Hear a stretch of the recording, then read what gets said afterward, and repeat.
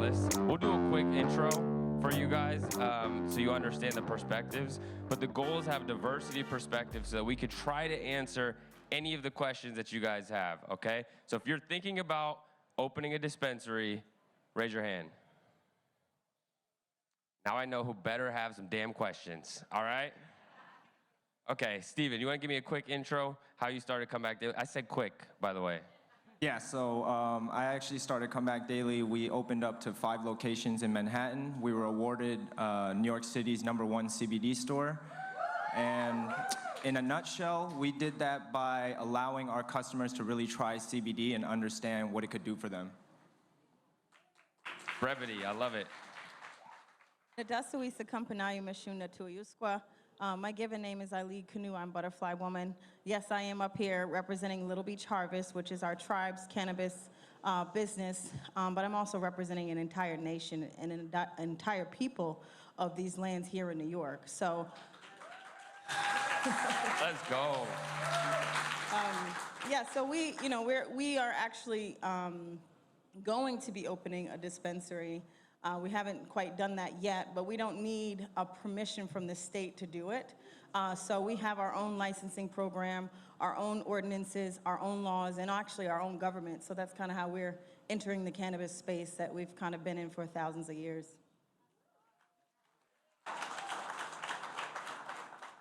And I'm here to represent Weedmaps. As I told you before, we are a technology company. And we help with 2 things, with solutions from a software perspective and from marketing. And we bring 13 years of helping different markets evolve from the ground up, from the smallest mom and pop shops to the biggest ones. So please hit me with questions on how have different markets grown and how have we helped them evolve. And to close it before you start, I would love to also see hands on who of you that are thinking about having your retail store would be interested in applying for the social equity ones as well? Thank you. Hey, we out here. Reminder for you guys, bring the mic up. First question, please. Hi, my question's for Weedmaps. I'm actually from Blaze Point of Sales. I managed a dispensary in Florida through Curaleaf for 4 years. And I'm wondering, like, what you've seen the small businesses do, who you've worked with, that really impacted their business, things that you've, like, key takeaways that have made the small ones really impactful. Are you speaking about Florida in particular, or in general? No, just so things that people can use in the New York market, things that companies here could use to impact their business in a positive way. Perfect, because Florida is a very specific market with a lot of nuances. We don't want to be like Florida. I'll respect every state and their decisions, but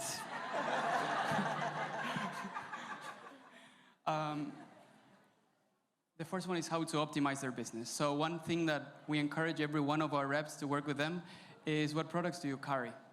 Which ones are being searched? Which brands are you working with? Are you making a profit? I think that Jesse was mentioning it before, like, think about your profits. Where can you get the money?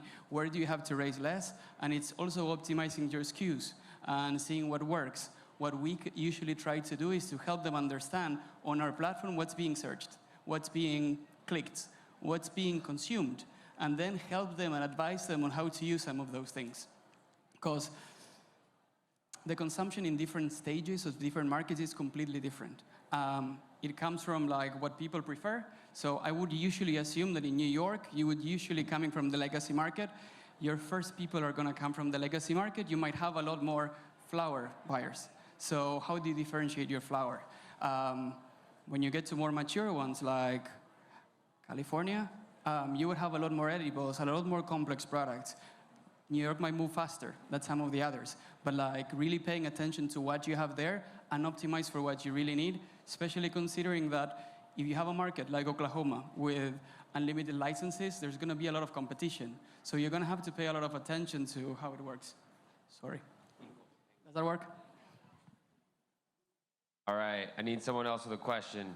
But while I'm waiting, I do want to add one more piece to that. Because the way our market is going to be structured, that you can't have vertical integration, it is so important that you work with the retail players, work with the manufacturers. If you're creating a product, you don't have the touch point with the consumer. And so you need to understand your consumer.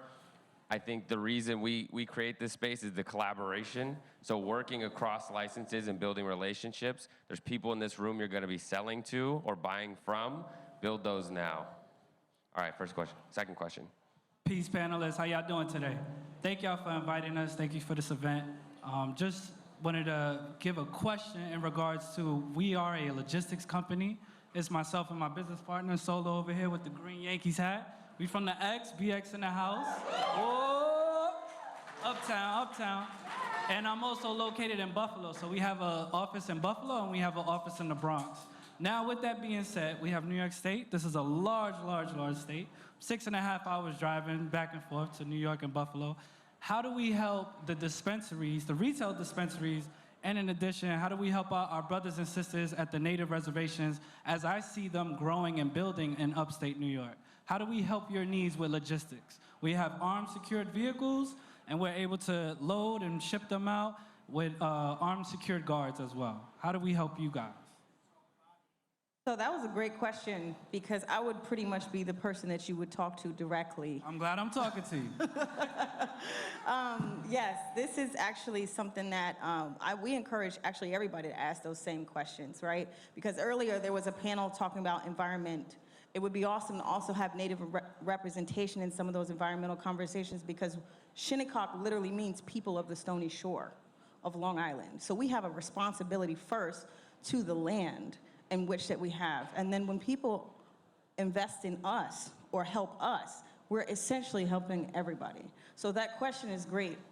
With us, business to business is something that we're already beginning to kind of look at. One of the things that we're asking everyone to help out with is making sure that we are included in the black and white when it comes to the state regulations and the different things like that. Because if we want to do business to business with anybody outside of Shinnecock territory, what is the state going to do? We already know that we can assert our sovereignty, and we've been doing that for 400 years. But the thing is, everyone else doesn't quite understand what sovereignty is, so they're a little hesitant, one, to do business with us, two, what does that look like? And so when we start to do that, we're demonstrating in a state, and it kind of requires them to have some of that in the black and white, because right now you don't even see that.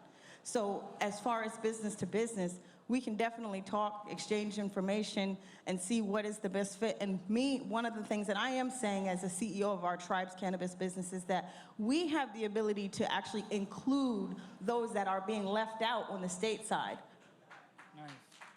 So that's how we can help out the state at the same time. I could speak to that a little bit, but for those that are like applying for a retail license, right, it would help if we could connect and understand what those costs are going to look like in the planning stages. I know for me personally, that's something that, if we were to meet outside of this, I would have asked you, like, how much is it going to cost? Teach me what it actually looks like for someone that's never, had to handle logistics. Oh, my driver's gonna come pick it up. There's 2 guys that stand outside the truck. This is how much you pay. If you need to move millions of dollars because we're in the New York market, then you're gonna need 3-4 trucks, so things like that. And one last one for you. I want to introduce you to Andrew Langtree that is over there. He's our GM of delivery. Yeah, we are. Andrew, thank you. We're talking already. Okay, perfect. If you're in touch, it's fine. The point is, there are a lot of delivery services models that could be applied that were used in different states. He's super familiar with those ones and what really matters to succeed in each one of those ones. We'll have to wait and see what the regulation comes through, but maybe you can understand ahead of time where do they differentiate and become better. Thank y'all. Appreciate it. Thank you for the question.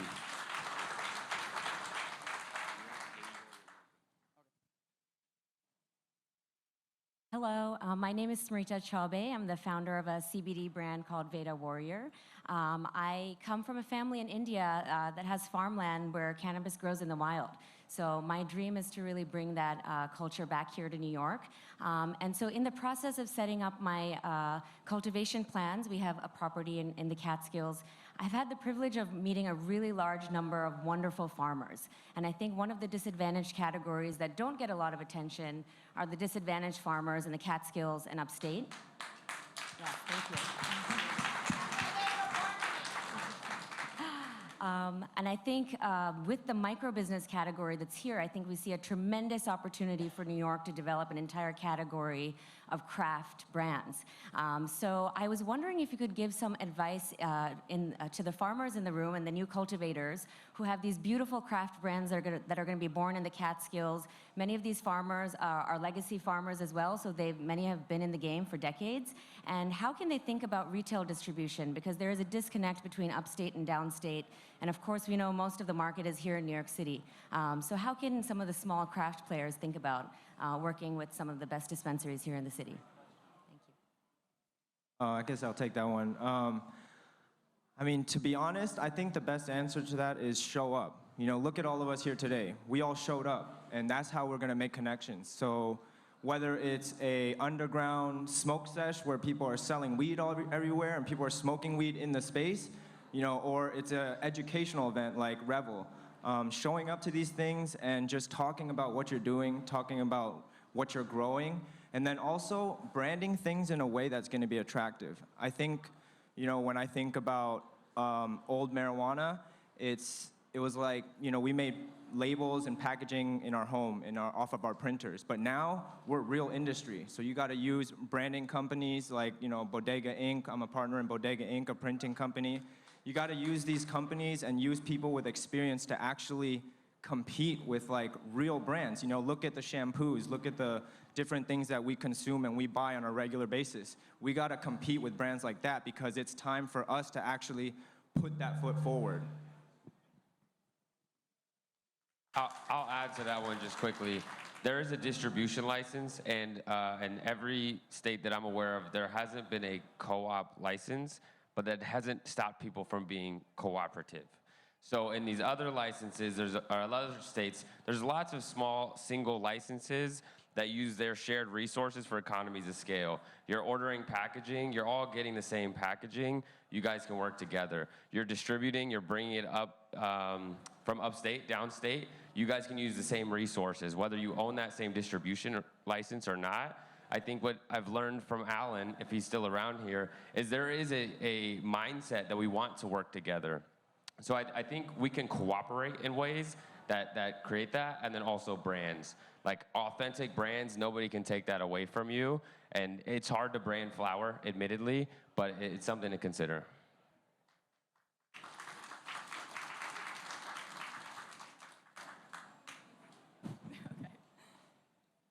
Hi, my name is Devin Finkel. I'm one of the co-founders of a business called Dewdrop. We're focusing a little bit more on consumption, but my question is, do you have any insight on what New Yorkers are going to gravitate towards in regards to like product, how people are going to like to consume, whether it's flower, vapes, edibles? Do you have any insight on that? I think I'd be speaking from the legacy experience here, but I would say that New York has some catching up to do in terms, like if you're comparing it to California, and I don't know how well versed, you know, the audience is here, but you have extracts, you have flower, you have edibles. I would say from my experience so far, flowers and edibles are probably the biggest category. I would love to see extracts grow here. I'm a big dabber. I carry my Puffco everywhere. You know, and from the CBD side, I can share that it's really, I'd say edibles and tinctures are the biggest category there from a health and wellness perspective. A lot of customers don't like to smoke it. We are obviously guessing here, so we are trying to do our best. But what we have seen in other markets when they're open up is that the easiest to do in the very beginning is to go with flower, edibles, the most well-known. Like also, in general, in the beginning, it's the legacy consumers, the ones that go to the stores, and the ones to start working with that with all the dispensaries. So think about what the current consumers are buying, and start from there. It will evolve, and New York will evolve much faster than everyone else. But start from the basics, and I think that you're going to have the right assumption there. I'd just like to add, I think it's important for all of us to also realize that there are also going to be there's a lot of data that we don't have, and that's going to be from people that we've just educated on the plant lately. There's going to be a lot of new people coming into this market that are going to have a whole different perspective as a consumer that I don't think any of the states are going to be able to pick up on that data. And I think New York is really going to be able to capture that. And as people who are essentially stewards of this plant, all of us, that's what brings us in here, that's really our responsibility, is to make sure that it is created and cultivated for that particular person. And I never want to lose sight of that as a person in the business, you know, because that's really what it is the plant. But I think that's something to note, is to think about what can be coming down the pipe, so to speak, as something that really hasn't been captured, because there's a lot of people that just are starting to study the plant, the different uses of the plant, and are just starting to try it. And so they're going to be new people in the market. Add one more thing. I can't help myself. For all the OGs that are already moving stuff, they know their consumer. I've been talking to guys that have been tracking lead times, they're tracking, you know, quality. They understand their consumer really well. So if we can capture that data, great. If not, and it's just in the person's head, those people are very valuable. And so if we're thinking about transitioning people into the regulated market, those OGs understand the consumer demand very well. Thank you.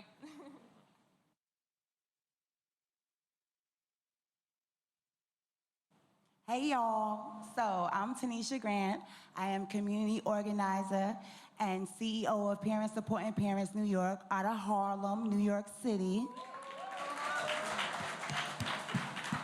And my question is directly for this queen up here that is inspiring me. I want to say that I need to see more Black queens in your position. I come from a social justice aspect, unapologetically, because Black, Indigenous, and brown people have been disproportionately criminalized for this weed, this blood we call marijuana. We call it weed in the hood. And I know I speak for a lot of people here.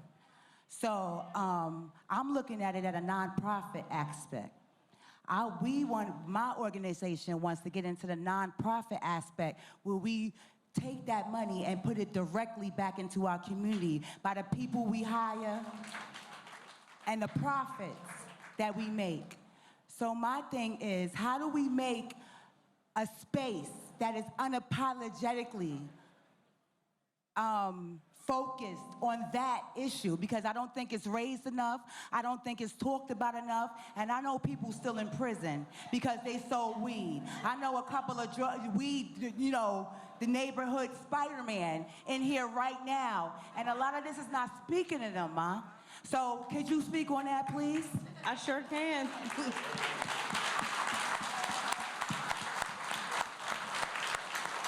I sure can. I just want to say thank you for coming on this microphone, you know what I mean? Because that's really why I'm in this business, is for my people. I've been doing all this stuff for my people without a paycheck. You know what I mean? Without a paycheck. And what I want to say is that the nonprofit organization, because there's a lot of people that want to get into this cannabis business. And sometimes our people, the wealth gap is so big. We just learned about it just like a couple of speakers ago, that the wealth gap is so big that we can't even afford to. And I will say, as a nation, as a Shinnecock nation, we got into the whaling industry. We started the whaling industry. Some of these hats were made from beavers right here on the Hudson River. Come on. So when we want to enter an industry, we were pushed out and still have been pushed out, whether that's on paper, but it is going to take, and I'm saying this to my melanated women, and the reason why I'm saying this is because it's really our men that have been locked up.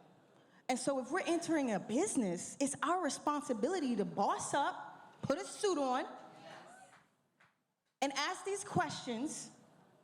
And like I think someone said, wait, don't negotiate so soon. Understand what you're saying. Don't speak on something you don't know. Learn it. And a lot of that can come from those nonprofit organizations to teach business, to teach sovereignty. A lot of people don't understand what indigenous sovereignty is, but that goes hand in hand with the Black liberation. So what I'm saying is, when you want to get into these nonprofits, I think the only other part of it that people might say, and make resistance with is that because it's not federal,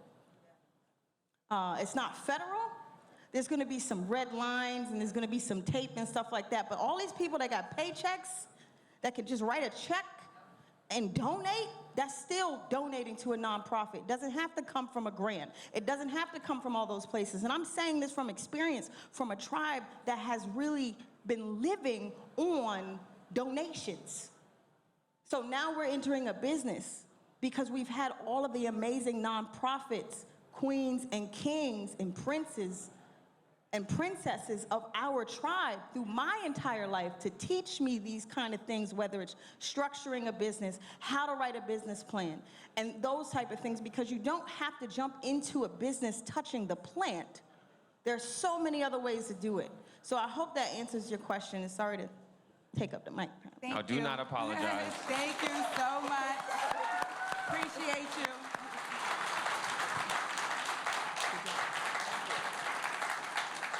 Where else are we gonna find a retail panel like this? This is fire.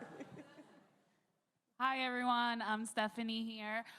So we've been speaking a lot of dispensary and stuff like that. I kind of want to talk a little bit more about the consumption area of it in the retail and how y'all see consumption spaces instead of being like all selling and stuff like that. But what is the importance of consumption spaces? What do y'all feel is going to be the importance here in New York City, touching upon that, also becoming spaces for community to engage, be part of the community? What's important you guys see here in New York and New York State?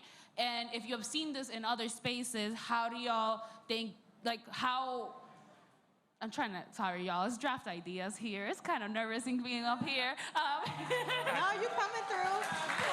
But kind of like in the market perspective, we know how a dispensary is yeah, the dispensary is gonna it's gonna be good, it's gonna leave money, but how do y'all see consumption spaces in that equation?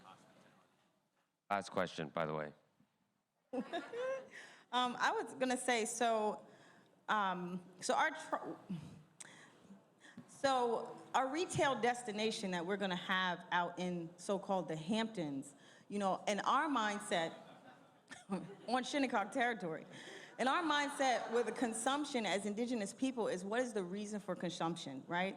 Like everybody makes fun of us because they say the peace pipe and smoking the pipe and things like that, but we still do a lot of those different things in ceremony. But what we want to be able to have is a space where we can bring like-minded people to actually be able to consume, when that happens, in a space that's for a place that has both the Hamptons, New York City can come out, as well as our community. So I think sometimes the first thing you have to think about is the community at large. I've been to an awesome consumption lounge here, Happy Monkey, in New York City. It just has a certain vibe and feel for the community and the people, and not everybody's gonna necessarily need to have that same exact kind of space. So I think you really just have to really understand, what are you doing it for? And if it's money, of course, then we know why you're doing it. But if you're doing it for a different reason, then I think that that helps with the understanding of what you need to do with the consumption lounge. All right, thank you guys. Guys, make some noise for our panelists. Thank them. Thank you guys. The Shinnecock Nation, y'all.